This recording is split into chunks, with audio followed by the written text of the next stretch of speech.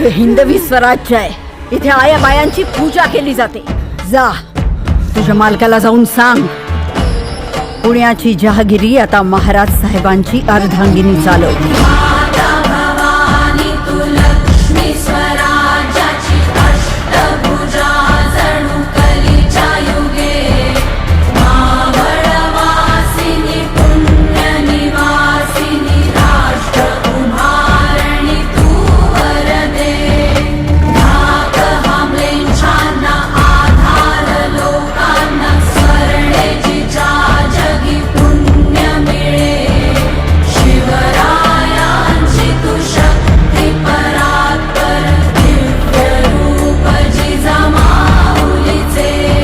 लेकी बाळी निर्धास्तपणे वावरू लागल्या तर ते खरे स्वराज्य.